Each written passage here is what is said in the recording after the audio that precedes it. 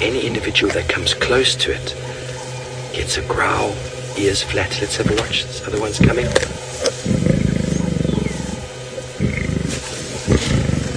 And they just back down immediately. So it's a young male. Might be a little bit more brazen than the females.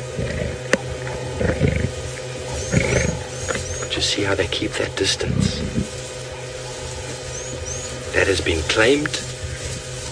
Similarly, what happens when male lions cover female lions when they are breeding, exactly the same thing will happen. I've got here first. They will growl with their ears flat, and the message is very clear. Soraya, there's nothing like lions feeding, nothing like the growls that they make.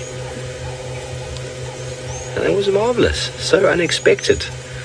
Remember, this is all happening very live, folks. We have no control over what happens and where they go.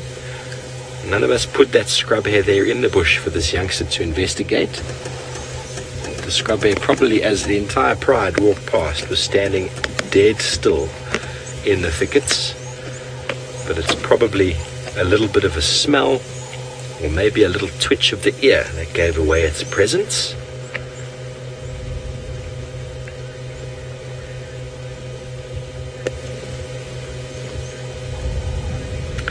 Ryan would like to know if I know that of lions that choose to hunt during the day rather than at night. Ryan, lions will hunt whenever they can. They are opportunistic. If they are lying here in the shade on a hot day and an animal comes nearby, they will try and hunt it. They can't help themselves. They are cats. Something moves, they have to grab it. Obviously, they choose to hunt more during the night because the conditions are cooler and they have a much greater advantage at night. But I've seen lions hunt in the middle of the day, any time of day. It doesn't really matter. And as we've noticed, if you were with us this morning, we found them not far at all from where we left them last night, only about 10 to 15 meters. So they didn't do anything last night. And they've moved not too far from where we found them yesterday morning. So being an ambush specialist, lions can secure a lot of their meat by hanging around a waterhole during the day, because unsuspecting prey animals that come down to water are always at their mercy. And as you see, this scrub hare, who's a nocturnal animal, was hiding in the bushes, was not wearing his lucky rabbit foot today.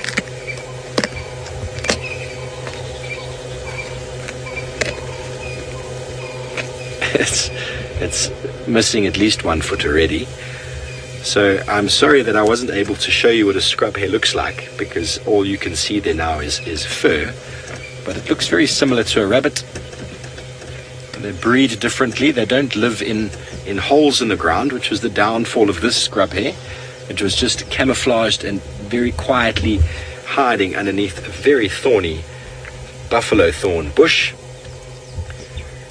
But I suppose if it had run, once it was surrounded by lions, it would have been a very short end to the poor little animal.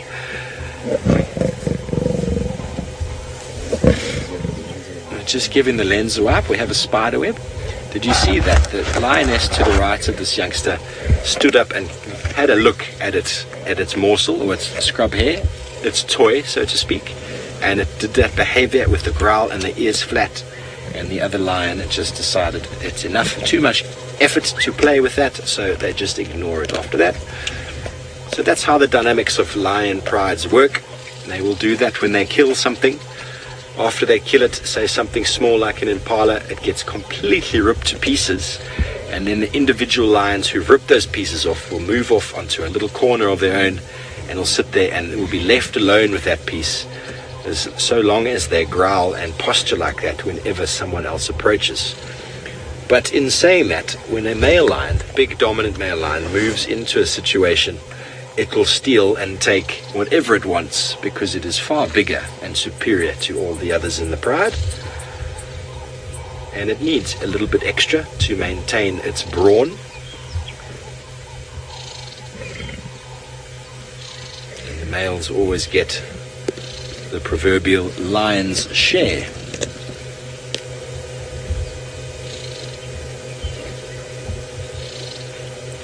Okay, so from our very hairy critters here on the ground, let's go to Taylor McCurdy with something feathery. We've got a pair of very chatty Birchall starlings. Hello. And it was quite funny. This one flew up from the ground, and at first I thought, oh, it had a stick insect. It wasn't a stick insect. It was just a piece of grass. And I couldn't work out what it was doing with it, because it was banging the piece of grass on the branch as if it was trying to kill an insect. But that was not the case at all, and then it dropped it. So I have no idea what these birds are doing. They're definitely chatting with one another, and that's quite common amongst monogamous birds. And when they all talk to one another, constantly reassuring that bond. It's just gone up in the fork of that tree. There we go. What are you looking for? It's like it's pretending to be the gymnogene today. Yeah. Looking for all sorts of things. I mean, normally they feed down on the ground. But I suppose if there's a little caterpillar or something, a small insect up on the tree, they're not going to say no to it. I suppose they can just pick it straight off the bark. Indigo Girl, you said that you love that color. I do too. Now that they're in the shade, it's not as impressive. But as soon as they pop out into a spotlight of the sun, oh my goodness, then they're going to turn beautiful colors. And I found that the Birchall starlings do have quite a bit of purple on them too, which is lovely. All that iridescence.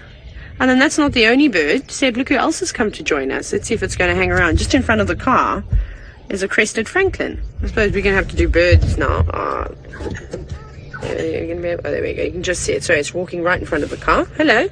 Don't come any closer, please. Pecking away. Oh, we've got a few little beetles. Did you see that? Got something there that was on the move. So they eat a variety of different things. Insects when they're available, but predominantly grass seeds. And we've been seeing all the ground-dwelling birds pecking away at the tops of the inflorescence of the grasses, I suppose. We've been seeing the guinea fowls do it as well. I love the way they scrape with their feet and peck with their beaks like chickens, checking through all that leaf litter, seeing if there's anything around. And they'll often go to dung and kick it all open. So whenever there's some elephant dung in the road, they don't necessarily do it when it's very, very fresh.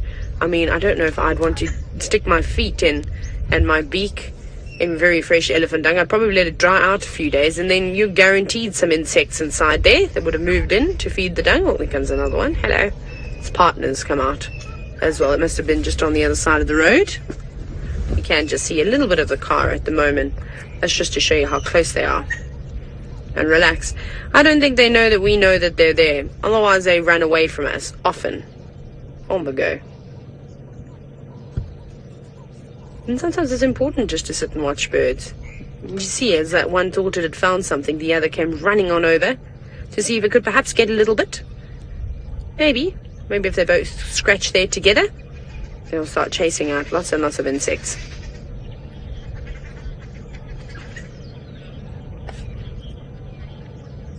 Oh, okay, this is requiring a bird book now. Where is the bird book?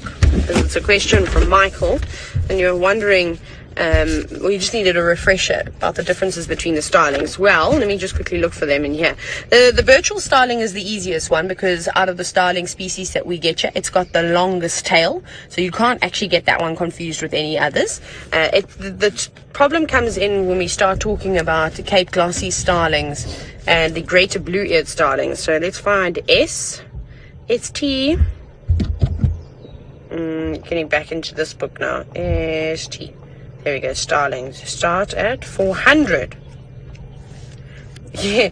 Kirsty said it looks like a crusty book. Yes, this book has got history, Kirsten. So this is my first bird book I've ever had in my entire life. So can I actually show you? It has got no bird cover on anymore. It's also taped together with gaffer tape. It has been through much rain, torrential downpours, in fact. It has rolled down hills with me. You can see the lovely discoloration, all the mud and stuff. So this is my guiding book. I collect books. I have lots of them in my room. And 400. Okay, we're starting to get to them now. And so this one is the one that comes out and gets used and abused, and I'll keep it forever. And I've got other nice real nice cockpeas in my library. Well, that's on my shelf. Okay, so let's go. Most common one we see is the Cape Glossy starling that you can see on the top left there. Now if you look, it normally has a beautiful orange eye as well. It looks a bit yellow in this book, but it's more of an orange color. And you see, I'm going to try to point it out, just to the left of the eye, there's no sort of dark patch. Can you see that? It doesn't really have a mask. So if you look at that, and then if we go across to the right, you'll see there's the greater blue-eared starling, which is the other one I was telling you about. You can see it's got a very dark patch extending past its eye. They're very similar size. I don't actually think there's much size difference. Oh, there we go. It says that the Cape Glossy starling is 1 centimeter bigger. Then if you look on the wings of the greater blue-eared starling, this one we're looking at, can you see the black dots? Also just lining the wings. That's another way that you can use to identify it. But Michael, to be honest, even I still get confused of trying to tell the difference between a Cape Glossy starling and a greater blue-eared starling. So don't feel too bad. Okay, and then we're going to turn the page.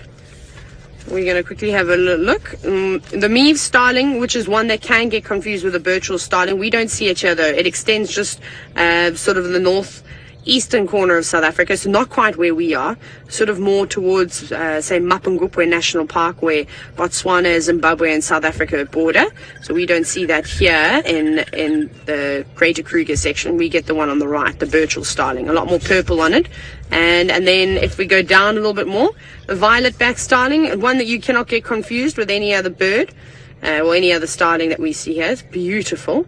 And then that should be it, eh? Let me just check. Common minor, no, we don't get wattle. Oh, we get wattled starlings as well, of course, the wattled starling, again, one that you can't get confused with. It's really just the Birchalls and the Cape Glossy starlings that are, not the Birchalls, the Cape Glossy starling and the greater blue-eared starling that you need to look very carefully for. Otherwise, the others are fairly easy to tell the difference apart. Hopefully we'll start to see some more of them. Now, I've completely forgotten where Kirsty has told me I must send you off to, but it's going to be with one of the boys, with one of the cats.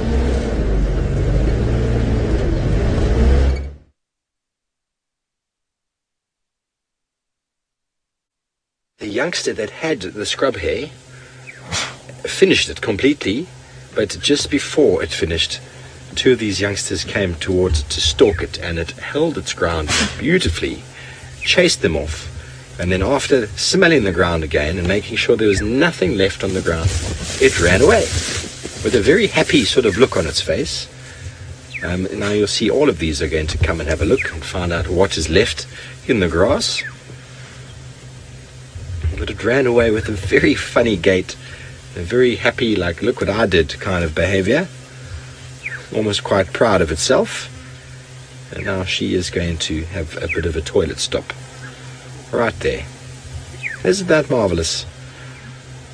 So it's mainly the youngsters that have been down in the river paying attention to the youngster that had killed the scrub hare. And it wasn't the biggest of scrub hares, but they can get up to about 4.5 kilograms. And it ate everything. There's nothing left there. Doesn't even seem to be any blood on the ground. So a nice little morsel for that young lion.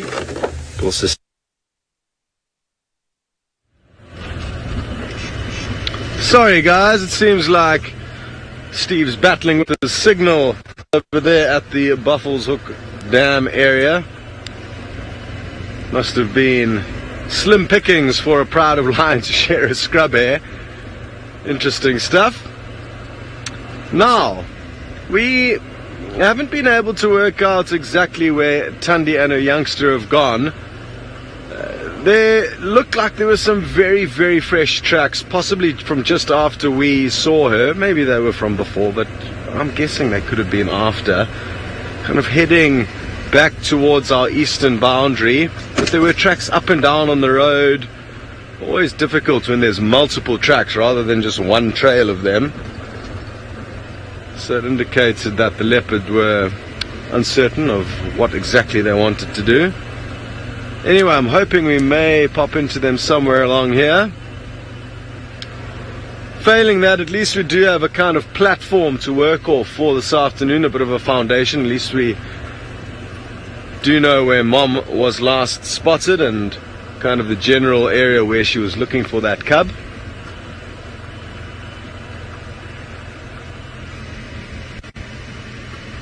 It's just so thick at the moment, it makes tracking the animals once they do go off the roads into the blocks very, very tricky, and it also just makes spotting them tricky. Even if you're on their trail and they're just a few meters from you, you could walk past them and they'll just lie there and hide.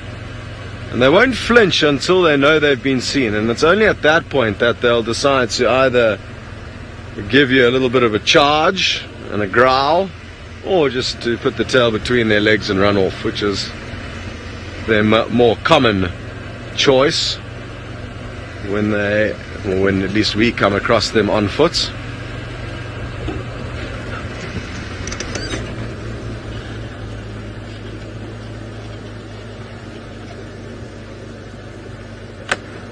Ryan, you suggest I should head back into where I last had Thandi, because you think the cub's hidden in there. I actually did go back into that area. I could actually follow Thandi's tracks on a small pathway just after you left us, and they moved away from that area. So I followed them for as long as I could along that little sandy trail, and then I just kind of continued in the general direction. I then stopped the car and actually did a short walk and listened to see if I couldn't get any further intelligence, but no joy. So I did go back there. Very good. It seems like Steve has repositioned his vehicle and has now got better signal, so why don't you head on back to him with the lions? Yes, thanks very much. We've managed to get back on the other side, to where we were almost the first time before the scrub hare incident, and all of them seem to be back up here on the bank. A couple of them are missing, but probably hidden somewhere in the bushes as they now take shelter from the sun that is starting to beat down on us quite heavily.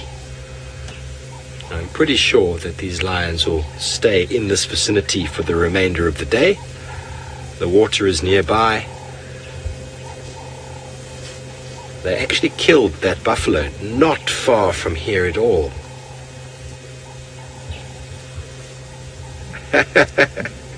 Nudie Cat, you have sent a picture of a battery, and would you like to come and help us with our battery issues? Dave says it's just a little bit of a camera malfunction that we will get through, and we'll get it sorted before the afternoon drive. So we apologize for any technical issues we might have, but I think everything seems to be working well at the moment.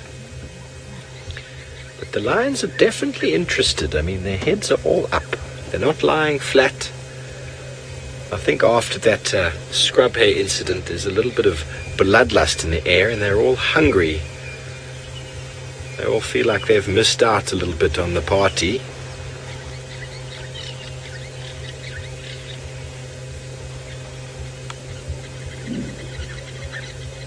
Really beautiful Nkuhumas.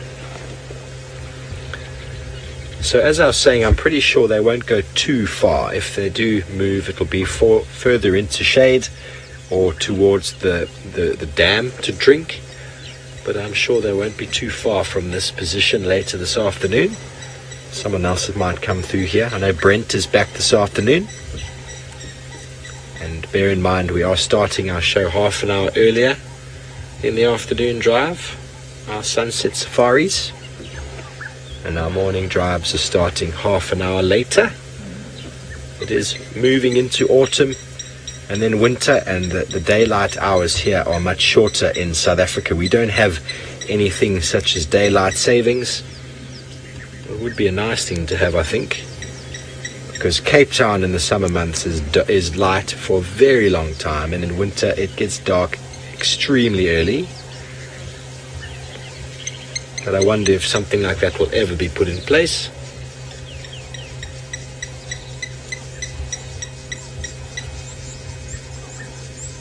You hear the blacksmith lapwing making its call in the background.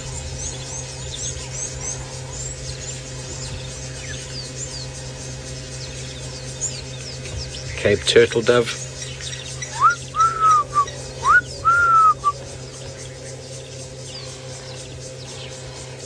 Scarlett would like to know if the Nkuhuma Pride have ever come across the Styx Pride. I have not seen it myself, but I would not be surprised.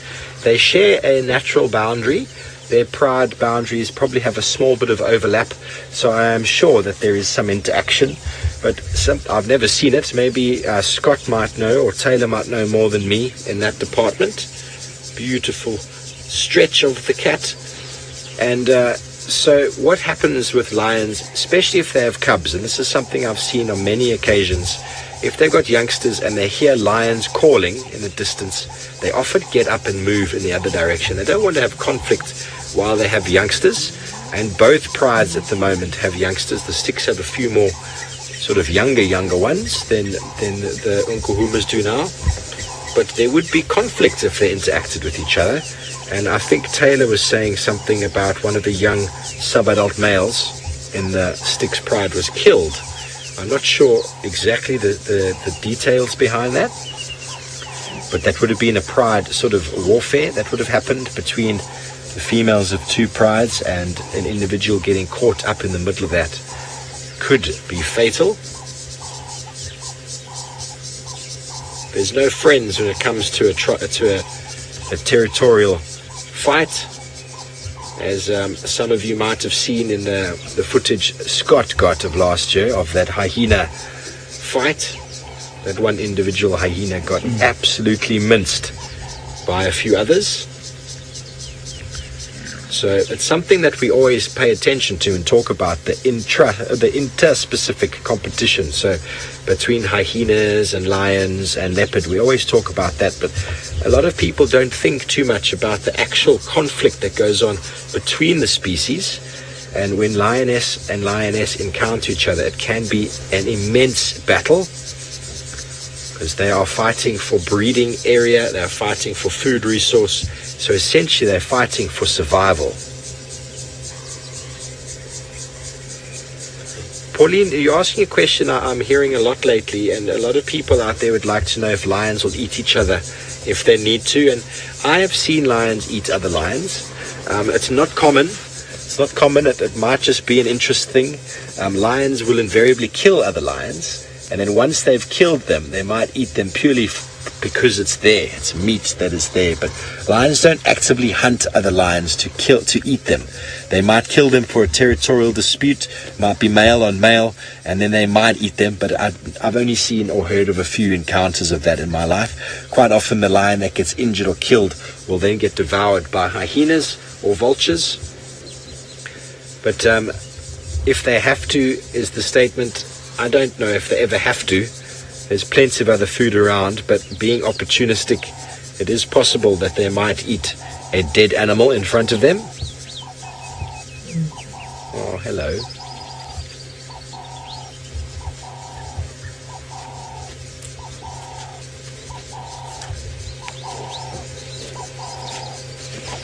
That's the shade of the big tambuti tree. Okay, folks, so the Nkuhumas seem to be settling down nicely, so we're going to stay here with them for a little while longer. And while we do that, let's go over to Taylor and see what interesting information she has for you. Well, I don't have any interesting information, but Seb and I were reminiscing very quickly about a fun time we had in the Mara. We were just talking about sightings, and yesterday afternoon on the Sunset Safari we were actually talking about our favorite leopard sightings. So I don't know if you remember, Seb and I went across from the Mara Triangle into the Masai Mara Reserve like we normally would. I think we spent about 3 or 4 days that side, and we had crossing after crossing after crossing, which was pretty spectacular. We got caught in a stampede in the thunderstorm, remember? And I banged the car so hard I thought I'd broken my hand. And then the next morning we came around and we'd seen, we then found the lions again. It was that pride that hung around Purangat Bridge. So the most sort of southwestern gate and the Mara Triangle into the Masai Mara National Reserve. And then the one that was the Notch 2 that actually fought with one of those lionesses. That was so epic. And then we had a male leopard, and he had a bit of a squabble with a hyena. What's here? Oh, Steenbok. Oh, I got so excited. Oh, it's just run. Oh, my goodness. So if you see, it's termite mound, obviously. I thought there was a little leopard, or actually, I thought it may have been a caracal the way it was slinking, but I couldn't see all its colours on it. It was a little Steenbok that ran away when it realised it had been spotted. It was quite cool. Then we had the crown cranes and the Egyptian geese behaving quite strangely, and we realised that there was a juvenile python that was sort of striking at them from a little marshy section. We had some epic game drives. We were very lucky that time we spent across the other side of the river.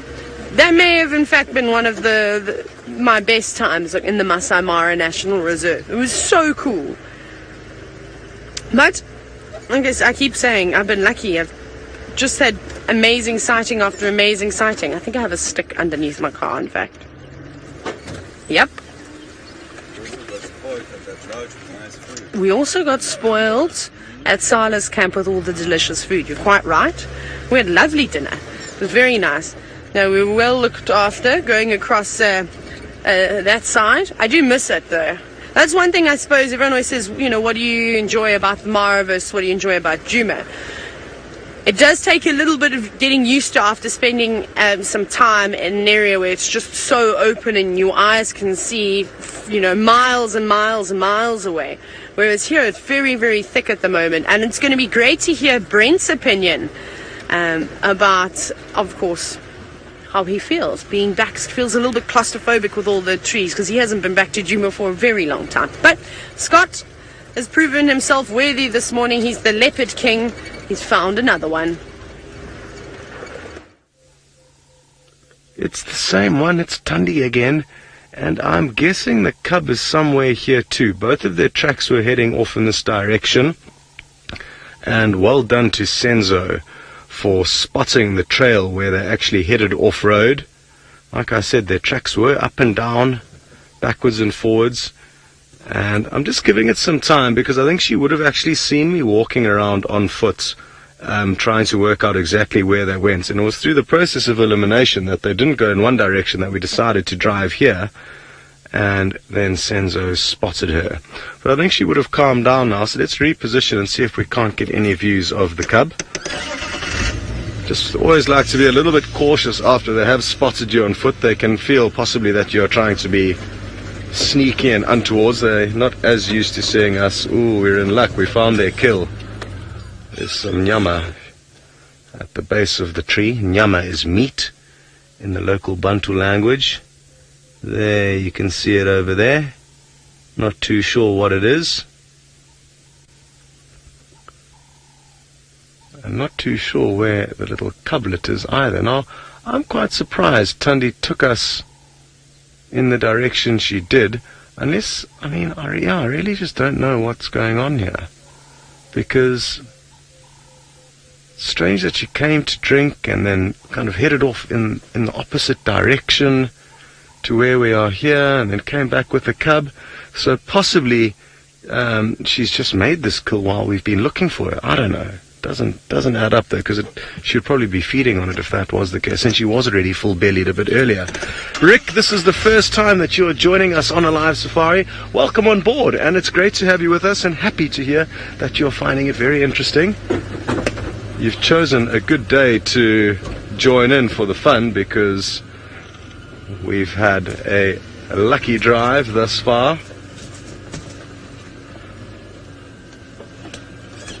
Okay.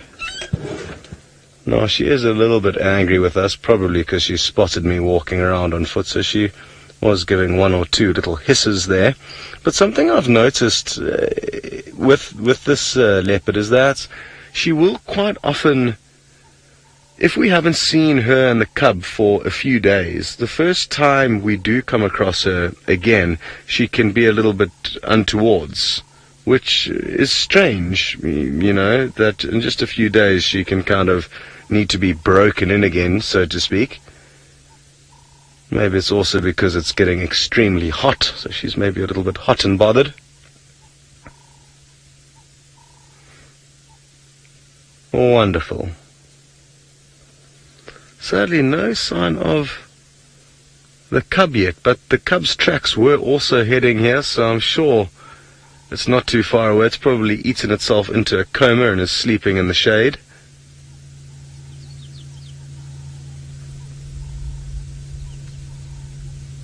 Wonderful, wonderful stuff.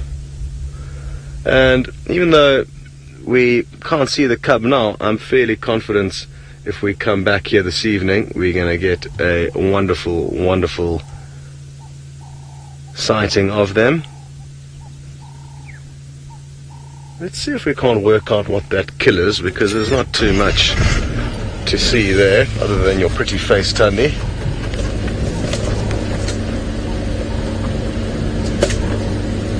Yeah, it'll be nice to work out how much of the meat is remaining. Soraya, you say that Thandi is looking a little bit concerned and focused. And yes, she is. Again, it could be due to the fact that I was walking around not far from where we are here, trying to establish where in fact her and her cub had gone, from where they took a kind of trail off the road. Just going to drive very slowly, because we don't know where the cub is. It could just be lounging around nearby to the meat.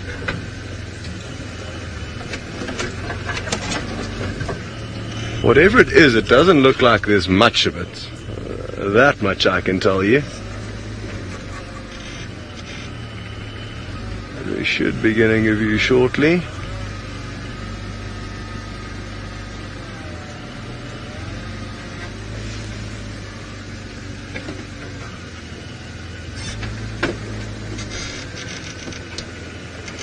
Chris Rogue, you'd like to know if I remember Nkuhumas, another male leopard who used to also be quite snarly. And yes, Chris Rogue, good to hear your name again. Haven't heard you for a while. I was wondering where you had disappeared to. So nice to hear from you. And yeah, I definitely remember him. And what was fascinating about that specific male leopard is that he had a brother who would have been raised alongside him. They would have had exactly the same interactions with humans as they grew up. Yet the one brother was quite snarly and almost shy. He would often try and slink off and shake the vehicle off him once we initially found him. Yet his brother was completely relaxed. Now, Senzo says you can see that it's a duiker. It's very difficult to see anything other than a little bit of kind of meat. And I'm not too sure how much is remaining, but it's simply too thick to be certain. But we know it's a duiker, so not a big antelope. Not too sure how much remains. Very good. We are going to send you off to Taylor with a dust-bathing elephant. They've actually just finished and they're on the move. Obviously, the matriarch has given the call for everybody to get on going. I think they're going to go down in towards some nice cooler areas now. Scott, this could actually have been the same herd of elephants you stumbled across. I'm just bumbling around, and we are on Drakensberg North at the moment, so I think it could be the same group that you may have had. A lovely breeding herd, not too big, but about the average size that we sort of see out here. Must have been 1, 2, 3, 4, 5, 6, 7, 8, 9, maybe about 10 of them. Now, Vilma, you're wondering how often do elephants dig for minerals and nutrients from the soil? I suppose that goes back to the question we were talking about earlier when we were on Chitwa, when we had that herd of elephants, about how elephants sort of, what do they feed on during the drier months of the year, so coming into winter. And that's normally when we see them do it most, is obviously there's a lack of nutrients in the plants. Their leaves are not necessarily as tasty and as palatable as what they were when we had a bit of greenery around and some rain. They've all just disappeared now into the thicket. So we typically see it then. Otherwise, they can do it at any time. I suppose it just depends on what's lacking in their diet. And my favorite is watching little elephants trying to bite termite mounds. It's always quite cute to see. Off they go. We'll see if we can get another view of them. They are slowly moving into a terminalia thicket. Also lots of knob thorns, so maybe and some black monkey oranges. Perhaps they're dropping their pods, which they'll be making the most of too. Again, we've been seeing them feeding on the silver cluster leaves, which have also got their pods at the moment. And I suppose that's why they're taking advantage of them at the moment. A lot of the time, the seed pods are great roughage. Really, really nice to see them. Elephants so peaceful, moving off. Now, as we look at these elephants, you can see big ones, small ones, and Max, you were wondering why are groups of elephants called breeding herds? Well, it's the females that are the social ones, and it's the females that stick in the herd together. The males are actually pushed out at a relatively young age, anywhere between 15 and 18 years, sometimes even a little bit younger than that. They become quite boisterous and they seriously bully the herd. They also show too much interest in the cows and want to try and mate with them. And of course, that's unacceptable in the world of elephants. And the cows know this. They only want to mate with the biggest and the strongest bulls in that area. So they're not going to tolerate a young teenager that's getting frisky. And sort of send them on their way, tell them to pack their bags and never to return again. Quite hectic, in fact. But that's just the way of life with the elephants. And there they go. Off they go. Cool, let's see if we can find some more. Pee-wee, Bruce, you're wondering why do they call male elephants bulls? Well, I suppose why do they call cows a cow and a bull a bull when we're talking about cattle? That's very much the same thing. They're big enough to be called that. So female elephant is called a cow, a young elephant is called a calf, and a big elephant is called a bull. I don't know if there's an exact reason, exact science. There is an exact science with antelope, for example. Pretty much anything smaller than an Inyala. What is it? Yeah, Inyala. So it's an Inyala ewe for a female and an Inyala bull for a male. That's like the exception to the rules there. And anything smaller than them will be rams and ewes. So an Impala ram, an Impala ewe. And yeah, that's kind of just how it works, really. And of course, an elephant is not an antelope. Not in the most remote way. So yeah, that's... I don't know. Maybe there's a specific reason that I just haven't read about just yet. What else have we got down the road? I don't know. I did do a trip through the Mulwati already, but sadly we didn't find any elephants. I thought it was going to be a hot spot, and they'd all be drawn to the shady trees and, well, maybe feeling the nice, cool sand under their feet. But I was wrong. Right, off we go to Scott to figure out when Thandi made that kill. Yeah, it seems like we were wrong. It's not a Daika kill. It's a baby Inyala by the looks of things. Shame, it's a tiny one. I can tell there's just a few little white stripes on the fur there, just to the left of the kind of rib cage. So that kind of orangey, rusty colour indicates to me that it's a baby Inyala. And there's still the kind of 4 quarters, a head and neck remaining. So I'm confident they will still be here this evening. And I'm looking forward to coming back here and working out where the little cub has gone, because it would be great to see the cub, and it's so frustrating. I mean, we know it's here somewhere. Its tracks were about 50 meters away from here, heading into this very direction, yet we have no idea where it is hiding. Mom's just up ahead of us. Let's reposition a little bit so we can show her to you. She's not in the best mood this morning, old Thandi. Again, it could be attributed to the fact that she saw me walking around not too far from here, or it could just be that she's in one of those moods, you know, just like us. The wild animals have good days and they have bad days, and there's something that's causing it to be a little bit grumpier than normal today. Maybe again it's just the heat coupled with her full belly.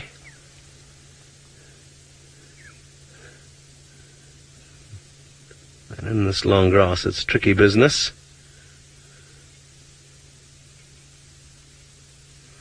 Soapy, you say it looks like there's no flies today. Interestingly, earlier on we were getting molested by them, but it seems to have subsided for the time being. It kind of seems to be a little bit area specific with regards to the amount of flies, but I haven't noticed any one area always being a bad area for flies. It just kind of depends on the day.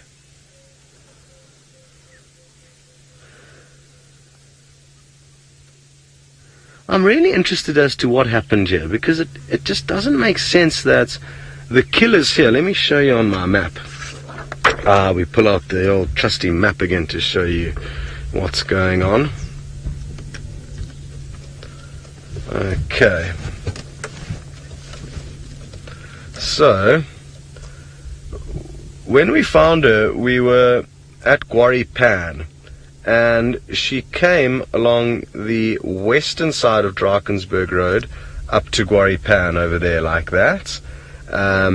She then headed back in that same direction, roughly, where we followed her off-road, and then we lost her. And then we kind of probably popped back out onto Drakensberg here, having checked in this general area where we thought she would have headed towards. And then we found her tracks going back up Drakensberg in a northerly direction with the cub, and then they veered off onto probably somewhere here, and now we are over here on the eastern side of Drakensberg Road.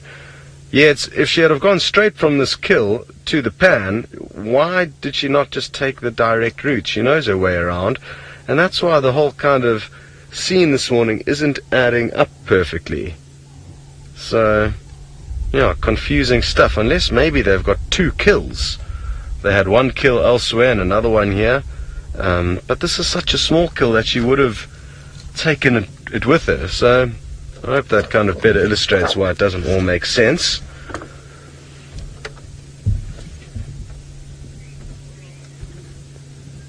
We need to get some finer tipped pens. I find these whiteboard markers that we've got, they're a little bit too chunky for us to be precise. And all of the Safari Live presenters are real precise, people, and artists as well. Okay, thank you, Jerry. Jerry is the individual who kindly arranged these maps and the pens for us, and she says she tried to get finer tipped pens, but in the little town that is close to us, they don't have the most elaborate stationery shops, understandably, because we're out in the middle of nowhere here. But that can be a little addition to our map kit.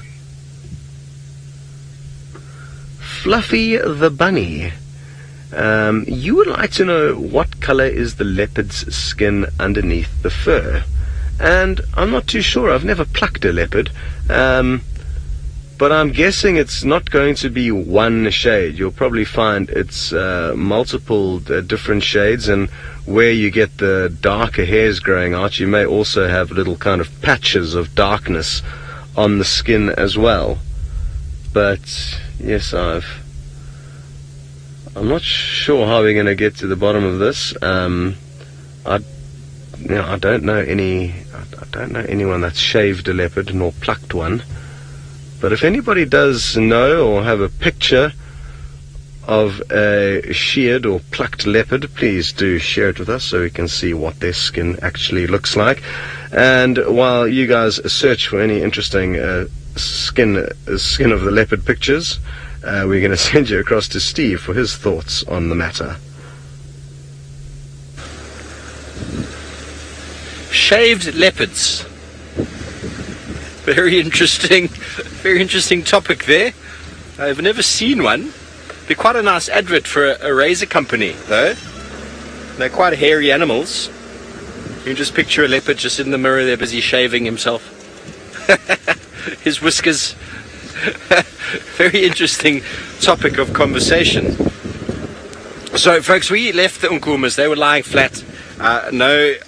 Doesn't seem like they were going to go anywhere from where they are at the moment. So we thought we might just drive around a bit and see if we can find some more interesting content, because it is quite a warm day. There might be some animals coming to little mud holes like this. Elephant are always fun to watch on a day like this, and as we left, it was marvelous that Taylor was able to find you a herd of elephant.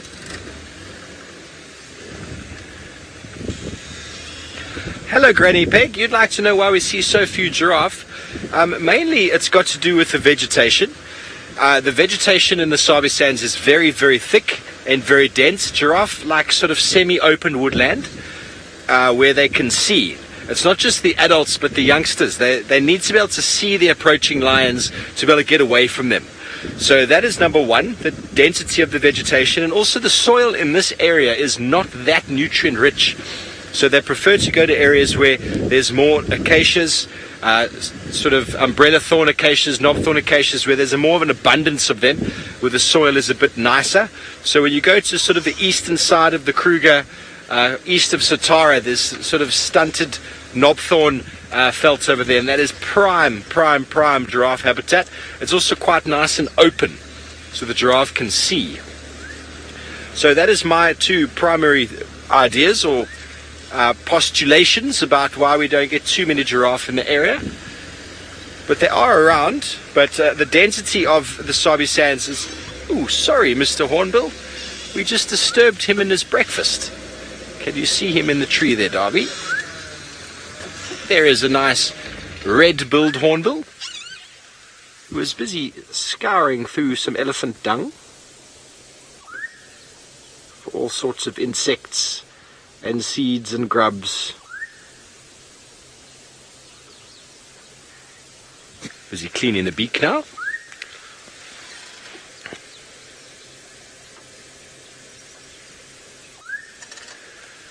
What is that calling? It almost sounds like an oriole, but I've never heard an oriole sound like that.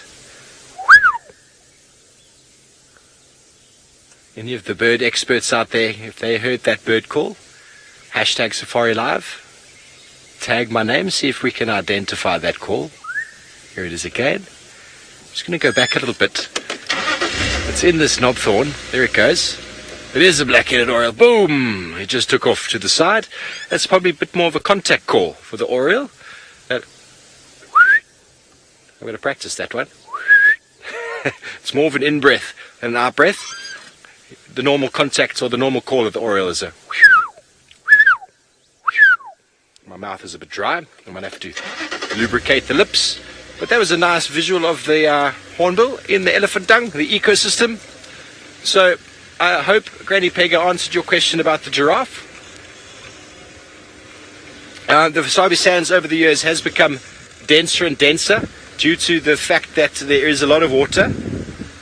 And through a lot of water you get a lot of animals, and a lot of animals leads to bush encroachment because you have a lower frequency of fire, and so you do get thicker vegetation.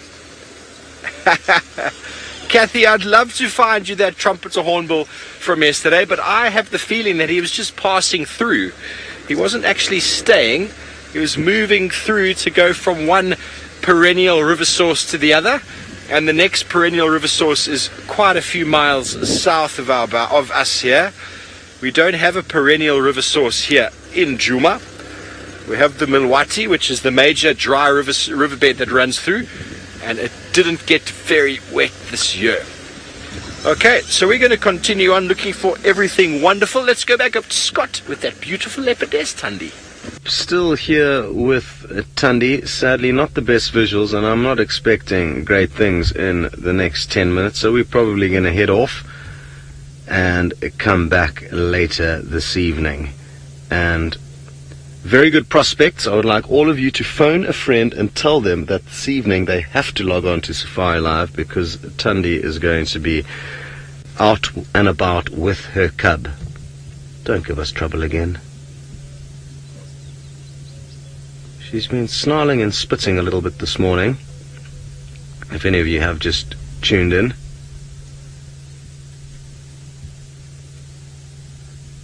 Thank you for proving me wrong, Thandi. I love it when you prove me wrong, especially when you're getting up and mobile when I expect you to be sleeping.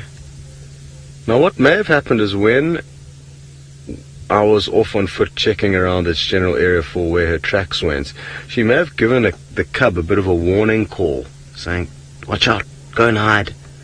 I'll stay here." And Senzo says it does look like she is calling the cub. Let's reposition quickly. So maybe now that she's established that we are not, in fact, bad people and that we are safe, she may call the cub back out for us, which would be wonderful. Oh, I think I saw the cub jumping through the grass. Yay! We're in luck. And what a pleasant twist to the tail. Now, we are going to have to be patient because the grass is so much longer than the cub that it's difficult to see it, but it is there with Mom. And I'm sure we're going to get some good views now. Thandi's coming past the vehicle. Let's stay. Why don't you stay in that open gap there and wait for the cub to follow her sense? I'm sure the cub's going to take that same pathway that she took.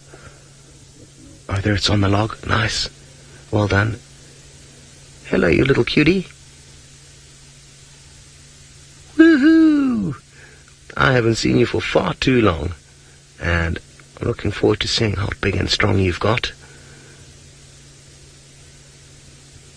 Yeah, absolutely awesome, awesome stuff. That's a spare tire you're looking at. The spare tire needs to stay on the hood of this vehicle because we've renovated the vehicle so that there can be a big box for the drone on the back. Okay, I've lost track of where they are. I've been crouched down looking at them on it. Oh, here they are, here. Let's try and get into... I'm wondering if the cub's going to feed and where Mom's gone. Let's go back a bit. Actually, there's a little gap where you can maybe snipe a few more views of the cub while the going's good. Not ideal. David, you say the cub's getting a little bit shy.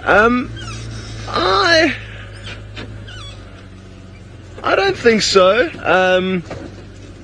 Again, it's probably due to the fact that in the last few minutes, its mom probably did give it a warning call saying, you know, run away. I'm not too sure what's going on here with these people walking around. And that's why the cub might be a little bit kind of on edge. And it's just long grass. A couple of factors that it's, you know, maybe hasn't seen a vehicle for a few days.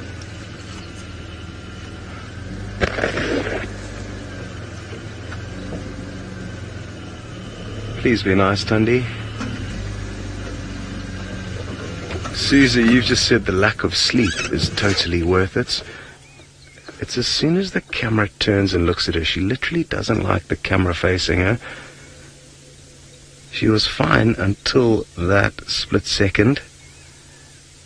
But she'll calm down again now.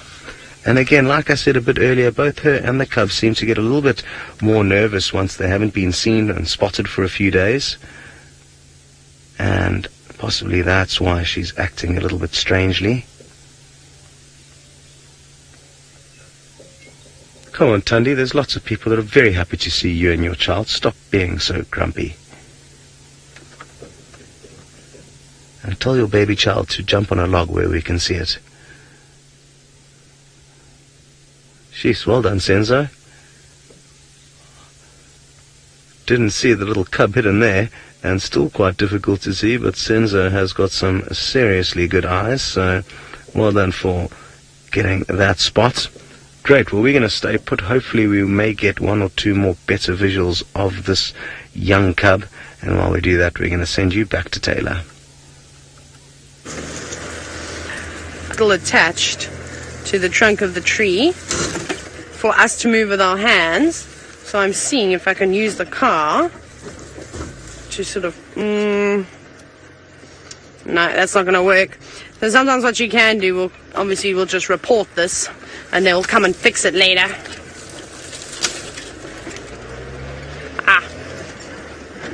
Sometimes you get lucky and when the tree is high enough, you can actually just push it off with the bull bar in front. Anyways, James, you were wondering if I'm missing the jackals in the Mara. You say that it's a pity we don't get to see them as much here in the Sabi Sand. I do. I think about them often. I often go through my phone and I've taken so many videos of them. Oh, they were so sweet having them interact around the car. Like I said, when I was in the Mara, that's the first time I've ever experienced anything like that in my life. And I don't know if I will experience it unless we go back to the Mara again and hopefully that'll be soon. So I definitely, the day that I get back tomorrow, that's the first thing I'm going to go and do is try and find all the jackals again. And then it'll be exciting because we'll just have to sit and wait for the next lot to be born. So yeah, so it was pretty amazing. I mean, I couldn't believe how relaxed they were with us on foot. Whenever we entered any of those sightings, I mean, we even spent a couple of nights with them. Manu and I would sleep out and we'd go out. We don't have lions. Okay, we want to have a bit of a sleep. Who are we going to go and relax with? And both of us would say at the same time, jackal pups. So off we'd go, we'd find them bounding about in the dark, and then they'd come around us, they'd stop what they're doing as if to say hello. I mean, one morning when we were getting ready for TV shows with Nat Geo Wild, brushing my teeth, standing outside the car, you know, making some coffee, and next minute you hear like rustling in the grass. You quickly look with your spotlight what's coming towards us, and it's one of the little jackal pups, and they come and stand just a couple of meters away from you and like sort of sniff like, what's that? What are you doing? Have you got anything for me? Can I join? Can I also brush my teeth? It was really funny to see how curious they were. So yeah, I definitely do miss those jackal sightings. Sure, best jackal sightings of my life, and after spending so much time with them, they fast became one of my favorite animals. So I feel like my list of favorite animals has to change slightly. Elephant's still up top, and then I'm going to go jackals, hyena, lion. Lions are my favorite of the big cats, but in the order, they only come in at, number 4. So elephants, jackals, hyena, lions.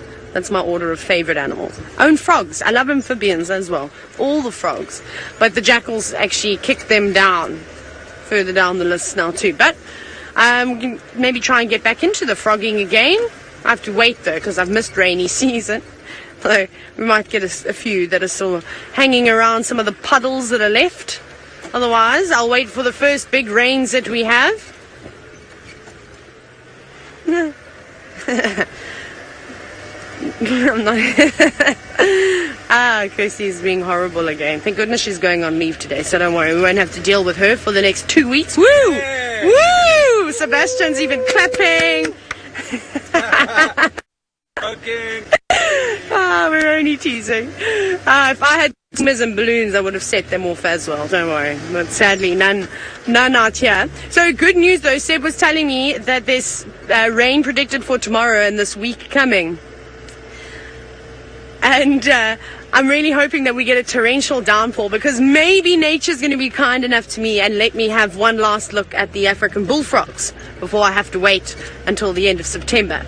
So let's keep our fingers crossed. We're going to do rain dances. Perhaps Brent can lead us all and welcome us back with a rain dance. Right, off you go to Steve, who apparently is Kirsty's favorite presenter.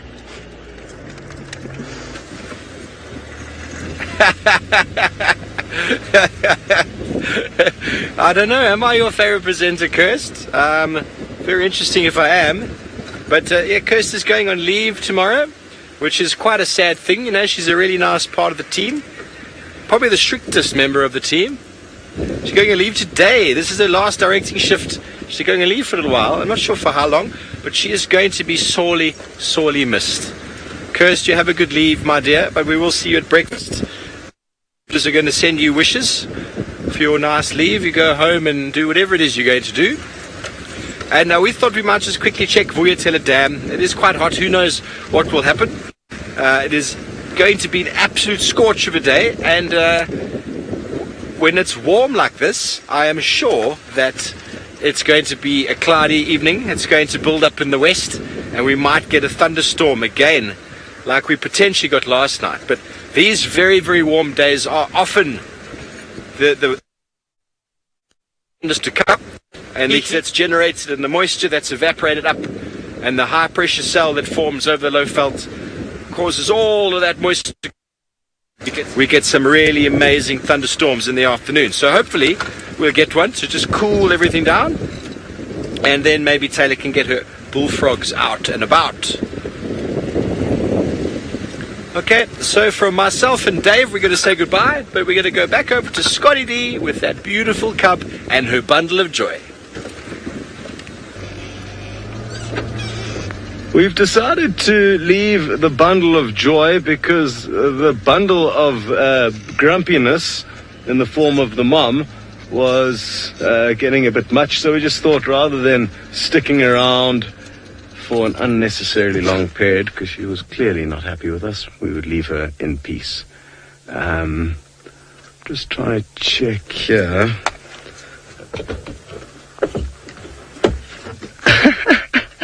X-Ranga, you suggest that she's a highly competitive hide-and-seek player, and when she gets caught out, she's a sore loser.